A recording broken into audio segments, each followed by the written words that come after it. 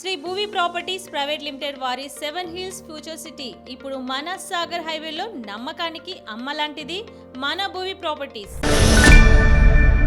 మూసి అంటూ మీరు ముందుకు రావడం జరిగింది. పర్యావరణాన్ని రక్షించాలని చెప్పేసి కూడా మీరు ఒక విద్యార్థి నాయకులుగా కావచ్చు, పర్యావరణాన్ని రక్షించే వాళ్ళుగా కావచ్చు ముందుకు వస్తున్నారు. ఇదే విషయంలో ముఖ్యమంత్రి రేవంత్ రెడ్డి గారు కూడా రీసెంట్గా మాట్లాడారు. ఎవరేమనుకున్నా మూసి సుందరీకరణ ఆగదు, ఆ ఒడ్డు వెంట ఉన్న వాళ్ళని ఎవరైనా సరే ఇల్లు కూల్చివేయడం కూడా కన్ఫామ్ అని చెప్పేసి ఒక స్టేట్మెంట్ ఇవ్వడం జరిగింది. రాష్ట్ర ముఖ్యమంత్రి ఆ మాట అన్నారు. అంటే మీరు ఎలా ముందుకు పోబోతున్నారు ఈ విషయంలో? ఈరోజు తెలంగాణ యువత ఎస్పెషల్గా ఎవరైతే ఎఫెక్ట్ అవుతున్నారో మూసీ ప్రాజెక్టు మీద, మూసీ పరివాహిక ప్రాంతాలు ఎవరైతే ఉన్నారో అక్కడ ఉన్న జనాలు కూడా చాలా ఇబ్బంది పడుతున్నారు. వాళ్ళు ఈ మూమెంట్లో, సేవ్ మూసీ మూమెంట్లో భాగమయ్యి వాళ్ళు కూడా పోరాటము, వాళ్ళు మళ్ళీ తెలంగాణ యువత అందరు కలిసి పోరాటమే ఈరోజు సేవ్ మూసీ మూమెంట్. ఈ మూమెంట్ ద్వారా తెలంగాణ గవర్నమెంట్కి చెప్పాల్సింది ఏంటంటే ఈ రోజు వరకు ఎంతవరకు బడ్జెట్ అలొకేషన్ చేసారు, అసలు ప్రాజెక్ట్ డీటెయిల్స్ ఏందో ఇప్పటివరకు జనాల పబ్లికే పెట్టలేరు కదా. ఈ డిపిఆర్ లేదు, ఎక్కడ ఫండ్ అలొకేషన్ లేదు, ఎట్లా ఫండ్ రైజ్ చేస్తారో తెలియదు. ఇప్పటికే అప్పుల పాలయ్యింది తెలంగాణ అంటున్నారు. ఇప్పటికే 5 లక్షల కోట్ల అప్పు ఉంది అంటున్నారు. మళ్ళీ ఇప్పుడు 5,000 కోట్లు ఎందుకు? ఏం చేద్దాం అనుకుంటారు తెలంగాణ గవర్నమెంట్? ఒకసారి చెప్పాల్సిన అవసరం ఉంది. ఏడబెడతారు పైసలు తీసుకొచ్చి, ఎందుకు చేస్తారు ఇట్లాంటి ప్రాజెక్టులు? ఇంతమంది జనాలు సఫర్ అవుతున్నారు. మొత్తం ఇండ్లు కూడా కొడతారంట, ఇండ్లు అక్కడ ఉన్న వాళ్ళందరినీ తరలిస్తారంట. ఏడికి తీసుకుపోతారు జనాలని?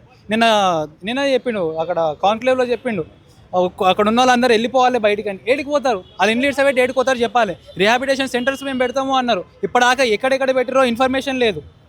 బడ్జెట్ మేము తీసుకొచ్చినామన్నారు, ఏడికింద తెచ్చిరో తెలియదు. డిపిఆర్ మేము రిలీజ్ చేస్తామన్నారు, ఎక్కడే రిలీజ్ చేసి డేటా రిలీజ్ చేస్తారు. పర్ఫెక్ట్ ప్రాజెక్టు డీటెయిల్డ్ ఏమన్నా రిపోర్ట్ ఉందా అంటే ఏం లేదు. జనాల ముందు ఎందుకు పెడతలేరు? దానికోసము తెలంగాణ ప్రజలు, అక్రాస్ తెలంగాణ పీపుల్ వాళ్ళతో కలిసి సేవ్ మూమెంట్ వాళ్ళు కూడా చాలా ఆర్టీఐలు, దగ్గర 70కి పైగా ఆర్టీఐలు ఫైల్ చేశారు ఎంఆర్డీసీఎల్లో. ఇప్పటి వరకు ఒక్కదానికి రిప్లై లేదు, ఒక్కదానికి ఆన్సర్ లేదు. ఎందుకు లేదు? ఆలోచించాలి కదా తెలంగాణ ప్రజలు. ఎవరైతే ఈ ప్రాజెక్ట్కి సపోర్ట్ చేస్తున్నారో, ఎవరు సపోర్ట్ చేస్తలేరు అసలు ఈ ప్రాజెక్ట్కి. కాకపోతే కొంచెం అవగాహన లేని వాళ్ళు, ప్రాజెక్ట్ గురించి ఏందో తెలియని వాళ్ళు దానికి సపోర్ట్ చేస్తున్నారు. ఒకసారి వాళ్ళు కూడా ఈరోజు రేపుగా ఎల్లుండి మేము ఒక ప్రెస్ రిలీజ్ చేస్తాం. ఒకసారి దాన్ని కూడా చదవండి, డాక్యుమెంట్ చదివి ఆలోచించండి ఒకసారి. ఎక్కడ కూడా ఈ ప్రాజెక్టు ద్వారా తెలంగాణ ప్రజలకు ఉపయోగం లేదు.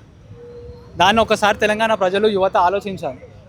ఎటువంటి ఉపయోగం లేని ప్రాజెక్ట్ ఈరోజు తెలంగాణ ముందు పెడితే ప్రజలు ఎట్లా యాక్సెప్ట్ చేస్తారో అనుకుంటున్నారు చెప్పాలి. అంటే ఇప్పుడు మూసీ సుందరీకరణ అనేది చేస్తే ప్రజలకు న్యాయం జరుగుతుంది. ఆ ఒడ్డెమ్మటి నివసిస్తున్నటువంటి పేద ప్రజలు ఎక్కువగా రోగాలకు గురవుతున్నారు. దానివల్ల వచ్చిన నష్టం ఏముంది?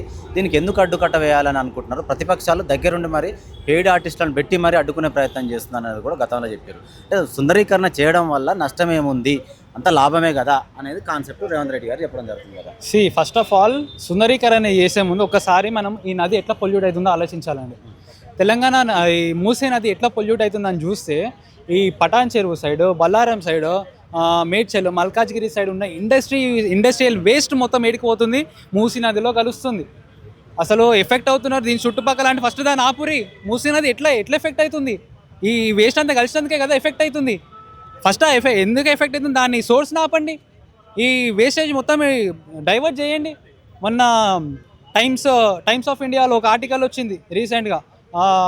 2019 నుంచి 2020 వరకు ఇన్ జస్ట్ 1 ఇయర్ 3 లక్షల టన్నుల వేస్ట్ ఏడ కలిసింది అంటే మూసీ నదిలో కలిసింది. అందులో ఇండస్ట్రియల్ వేస్ట్ ఉంది, ఫార్మాసిటికల్ వేస్ట్ ఉంది. ఇవన్నీ ఎందుకు కలుపుతున్నారు? మళ్ళీ దాంట్లో ఎందుకు గవర్నమెంట్ యాక్షన్ తీసుకుంటలేదు? ఒకసారి ఆలోచించాలి. ఇప్పటికి ఈ రోజుకి కలుస్తుంది దానిలో. ఫస్ట్ దాన్ని ఆపితే కదా, దాన్ని ఆపితే మూసీ నది సగము ప్రాబ్లం సాల్వ్ అయినట్టే. మూసీ నదిలో సగము ట్రీట్మెంట్ జరిగినట్టే. తర్వాత ఈ human waste sewage treatment plants పెడుతున్నారు. అందులో ఎంతవరకు పనిచేస్తున్నాయి, ఎంతవరకు పనిచేస్తారో, షట్ డౌన్ అయినాయో కూడా తెలియదు. ఆ లెక్క చెప్పాల్సిన అవసరం ఉంది. ఇప్పటివరకు ఎన్ని ఇన్స్పెక్షన్లు చేసారు, ఈ ఇండస్ట్రీస్లో ఎన్ని ఇన్స్పెక్షన్లు చేసినా చెప్పాల్సిన అవసరం ఉంది. ఇవన్నిటిని పట్టించుకోకుండా మేము చేస్తాము, నడుచుకుంటూ పోతాము, రుద్దుకుంటూ పోతాము, జనాలు వెళ్ళిపోవాలి అడిగించండి ఎందుకు పోతారు? వాళ్ళు ఎఫెక్ట్ అవుతారు. అవును ఎఫెక్ట్ అవుతారు. ఎందుకు ఎఫెక్ట్ అవుతారు? మూసీ నది పొల్యూట్ అయింది. ఆ పొల్యూటేషన్ ఎట్లయితుంది? ఈ నదుల వల్లనే అవుతుంది. దాన్ని డైవర్ట్ చేయండి ఫస్ట్. తర్వాత సీవేజ్ ట్రీట్మెంట్ ప్లాంట్స్ కట్టండి, ఇంకా కట్టండి. ఎన్ని ఉన్నాయో దానికి సరిగ్గా లెక్క లేదు. ఆ లెక్క చెప్పాల్సిన అవసరం ఉంది. ఇవన్నీ పెడితే మూసీ నది ఎట్లా పొల్యూట్ అవుతుంది? దానంతా అదే క్లీన్ చేసుకుంటుంది. మీరు చేయాల్సిన అవసరమే లేదు, ఏ ప్రాజెక్ట్ చేయాల్సిన అవసరం లేదు. ఫస్ట్ వీటన్నిటిని డైవర్ట్ చేస్తే దానంతా అదే చూసుకుంటుంది. అంటే ఇప్పుడు సేవ్ మూసీ అంటే ప్రధానంగా మీరు మూసీని సేవ్ చేయడంలో మీరు ఏం డిమాండ్లు పొందుపరిచారు అసలు? మా డిమాండ్లు అంటే తెలంగాణ ప్రజల డిమాండ్లు ఇవి. ఎవరైతే ఎఫెక్ట్ అవుతున్నారో వాళ్ళ డిమాండ్స్ ఇవన్నీ. సేవ్ మూసీ మూమెంట్ తరపు నుంచి వాళ్ళ వాయిస్గా మేము చెప్తున్నాము వాళ్ళ డిమాండ్సే. ఏంటంటే ఈ ప్రాజెక్ట్ని తక్షణం ఆపేయాలి. దీన్ని మూసీ నదిని క్లీన్ చేయాలంటే నెంబర్ ఆఫ్ వేస్ ఉన్నాయి, మస్తు మెథడ్స్ ఉన్నాయి. వాటన్నిటిని ఒకసారి పరిశీలించాల్సిన అవసరం తెలంగాణ గవర్నమెంట్కి ఉంది. వాటన్నిటిని పరిశీలించి వాటి ఎట్లా అసలు ఇంకా వేరే మెథడ్స్ ఏమైనా ఉంటే వాటి త్రూ వెళ్ళాలి. కానీ ఇట్లా ఇల్లు గుల్లగొట్టడము, బఫర్ జోన్ క్రియేట్ చేయడము. ఈ చాదర్గఢ్ దగ్గర ఇప్పటికి తెలిసింది 21 మీటర్స్ మూసి ఎక్స్టెండ్ చేసి అక్కడ నుంచి బఫర్ జోన్ పెడుతున్నారంట. 50 మీటర్స్ బఫర్ జోన్ ఎందుకు చేస్తున్నారు? ఒకసారి ఆలోచించాలి కదా.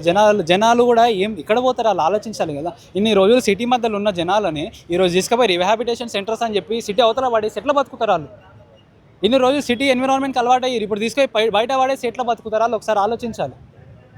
ఇదే డిమాండ్. ఇప్పుడు ఆపేసి దీనికి ఏదైనా ఆల్టర్నేటివ్ మెథడ్ వెతకాలి.